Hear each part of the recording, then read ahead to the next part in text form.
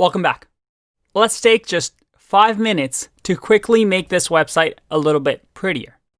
Just to show you how easy it is to customize a website once you have the layout done. A recommended step that I've mentioned multiple times. When you build a website, figure out your layout, make it responsive, and once that's done, the rest is kind of fun. You just add nice CSS properties, some images to just prettify it. So in our case, I want to show you a website called, well, noshit.xyz. And it's going to really help you out because, well, it gives you free design resources to use.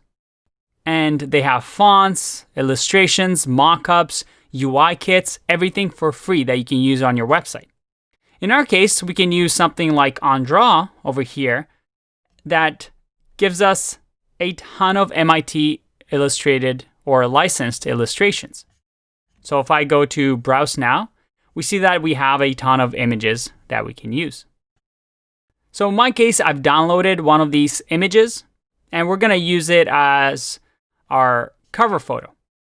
So let's go back to our project, and in my cover photo over here, instead of just having cover with exclamation marks, I'll just have an image tag that will have a class of cover, a CSS property that we're gonna, or CSS class that we'll use. And it's going to link to the image that I just downloaded in my images folder. Again, this should already be in your starter files that I gave to you. So if you look in that folder, you'll see that we have an image folder. And from there, we're gonna grab the onDraw.jpg. If I save this and refresh, and make sure I finish that off with an ending bracket, and I refresh, and this is a PNG. Let's refresh. That's a lot better, but oh boy, that's a big image. We can easily fix this by going to our style, going to our cover, and using the cover class that we've added to the image to just say that we want the width to be, well, we can say 100%, but that might be too big. I don't like it that big. Let's do 30 EM. If I refresh, or REM, if I refresh, that's better. But we want to get rid of this red background now. Let's have everything in white. Just going to go up to our zone, and we can just actually remove the red from here. If I refresh, much better.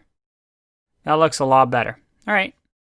So as we see, the image size isn't growing, which is good, but it looks nice and pretty as the cover photo. Another thing that I noticed is that when I scroll down, I want the header tab to be sticky, that is to scroll with me.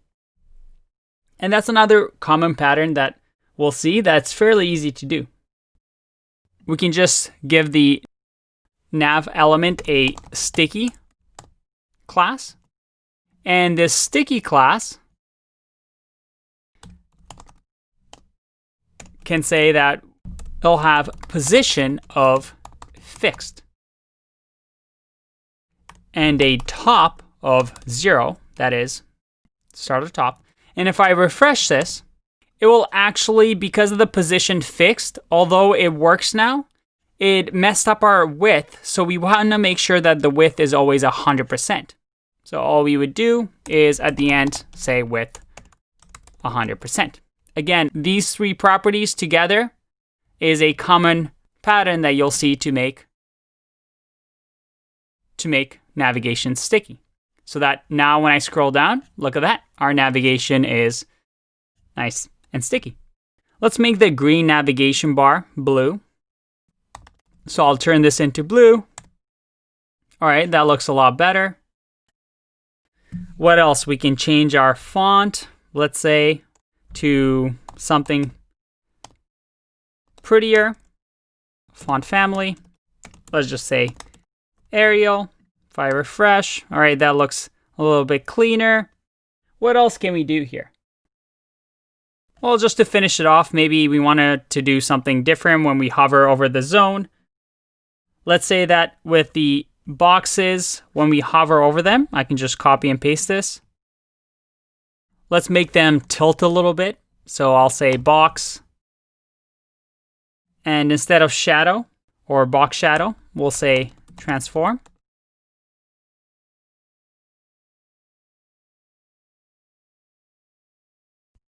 And we'll just say that we want to rotate, say -7 degrees.